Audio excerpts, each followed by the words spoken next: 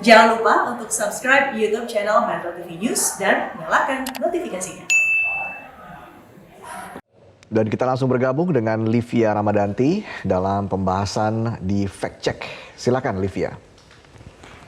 Ya Reza dan juga pemirsa, ini polisi sedang ramai-ramai menggerebek lokasi judi online. Tak tanggung-tanggung jajaran tertinggi kepolisian daerah bahkan yang langsung turun tangan. Apa alasan dibaliknya hingga apa kesulitan terbesar memberantas judi online? Nah, kita akan ulas selengkapnya dalam Fact Check kali ini. Kita mulai dari yang pertama dulu, dan dalam beberapa hari terakhir ini memang jajaran kepolisian memang melakukan penggerebekan lokasi judi online di wilayahnya masing-masing. Nah, penggerebekan judi online ini ternyata merupakan instruksi langsung dari Kapolri Jenderal Listio Sigit Prabowo melalui surat telegram yang dikeluarkan Kapolri pada awal Agustus lalu dengan nomor ST 2122 _ Romawi X, kemudian ada Res 124/2021 di mana diperintahkan kepada seluruh Kapolda untuk memberantas perjudian apapun bentuknya. Siapapun yang membackingi perjudian apabila dari oknum Polri akan dicopot dari jabatannya dan akan penindakannya ini juga akan dilakukan pemecatan jika memang terbukti bersalah. Nah, ternyata lokasi judi online yang digerebek selama sepekan ke belakang ini tidak main-main, merupakan judi terbesar di wilayahnya masing-masing. Sebut saja kemarin yang di Medan yang katanya merupakan yang terbesar di wilayah Sumatera Utara. Setelah itu masih ada sejumlah wilayah lainnya. Kita mulai dari tanggal 13 Agustus dulu atau yang terbaru di Polda Bali tepatnya yang melakukan penindakan. Ada di laporan di salah satu hotel di Jalan Kartika Plaza, Badung, Bali, di mana di sini ditemukan di salah satu ruangan kamar hotel ada 5 monitor, 4 CPU dan 7 HP serta 1 HT dan juga router. Namun diketahui saat penggerebekan dilakukan atau dilangsungkan, ini pelaku sudah tidak ada di tempat dan proses penyelidikan tengah didalami oleh Polda Bali. Kemudian kita lihat lagi di tanggal 12 Agustus 2022 ada di Polda Banten. Di sini tepatnya ada di beberapa wilayah seperti ada di Polres Cilegon, kemudian Pandeglang, Serang serta di Lebak. Situs yang kemudian dicurigai merupakan dijalankan oleh pihak-pihak yang ada di wilayah ini adalah ada Dewa Togel, Ladang Toto 2, 98 Toto, Pakong 888. Nah, kemudian dari pengungkapan ini ada sejumlah barang bukti yang kemudian sudah disita, ada 20 unit HP, uang tunai 8 juta rupiah, kemudian ada 3 kartu ATM yang sudah berhasil diamankan oleh pihak kepolisian serta 24 orang yang dikatakan sebagai tersangka utamanya. Lalu kita lihat lagi di tanggal yang sama, masih tanggal 12 Agustus 2022, kali ini Polda Metro Jaya yang melakukan penggerebekan.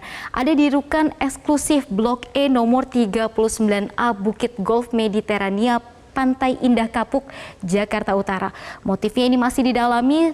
Namun ada 78 orang, tidak main-main 78 orang yang kemudian berhasil diamankan oleh Polda Metro Jaya. Saat ini masih dalam proses pendalaman dan juga belum ada orang-orang yang ditetapkan sebagai tersangka. Lalu kita lihat di tanggal 9 Agustus 2022 tepatnya di Polda Sumatera Utara. Di lokasinya ada di Perumahan Cemara Asri, Kabupaten Deli Serdang, Sumatera Utara. Ini dilakukan penggerebekan pada pukul 00.30 kala itu. Diketahui website yang dicurigai merupakan jaringan judi online adalah Lebah H4AD, kemudian ada Dewa Judi 4D, kemudian ada Laris 4D di sini, dan ada juga ratusan komputer serta laptop yang berhasil diamankan. Namun saat ini pelakunya masih buron dan sudah dicekal untuk bepergian ke luar negeri. Nah, meski sudah banyak penindakan dengan penggerebekan, namun ternyata tantangan memberantas judi online ini tidak mudah. Karena beberapa tantangan di bawah ini bisa kita lihat ada tantangan pemberantasan judi online seperti promosi judi online yang dilakukan secara masif oleh promotornya, kemudian juga untuk providernya. Kemudian mereka juga menggunakan pesan private dan juga sulit untuk diawasi. Kemudian yang ketiga adalah target iklannya ini ke situs pendidikan dan juga pemerintahan. Semakin sulit diawasi, siapa saja yang bisa mengaksesnya. Yang keempat, kita lihat nama dan bentuk permainan ini terus diperbarui, sehingga jika kita mau menekel salah satu di antaranya namun sudah lagi berubah nama, kemudian sudah lagi berubah permainan, akan semakin mempersulit baik itu Kominfo maupun juga kepolisian.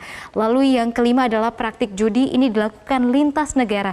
Jika pemainnya ada di Indonesia, belum tentu providernya atau orang yang mengoperasikannya ada di Indonesia juga. Kemudian yang terakhir adalah menggunakan banyak platform digital, seperti menggunakan media online, mulai dari media sosial yang digunakan mulai dari Facebook, kemudian Instagram, dan juga WhatsApp. Ini kerap digunakan sebagai tempat-tempat untuk memblas judi online yang dilakukan oleh provider baik di Indonesia maupun di luar Indonesia.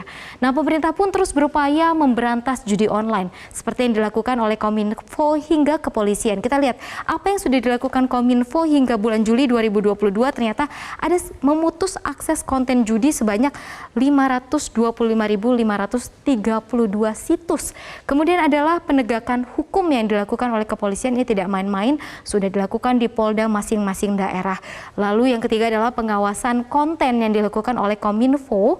Lalu yang keempat adalah meminta pertanggungjawaban oleh PSE. Ini yang dilakukan Kominfo jika memang terbukti PSE ini melakukan tindakan perjudian online, maka akan langsung ditekel oleh Kominfo.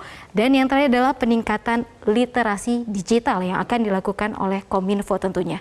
Nah, yang tidak kalah penting dan wajib untuk diketahui ialah ancaman hukuman bagi para provider judi online hingga penggunanya, karena tak main-main ada ancaman pidana hingga denda mencapai 1 miliar rupiah.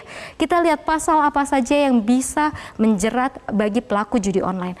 Pasal 303 bis KUHP di sini yang mengatakan pemain judi terancam pidana penjara maksimal 4 tahun dan atau denda paling banyak 10 juta rupiah. Kemudian juga ada UU Informasi dan Transaksi Elektronik atau ITE, di mana distributor pemberi akses judi daring terancam penjara maksimal 6 tahun dan juga atau denda paling banyak 1 miliar rupiah. Yang terakhir adalah UU nomor 8 tahun 2010 tentang tindak pidana pencucian uang yang kemudian juga banyak digunakan oleh kepolisian untuk menjerat pelaku judi online.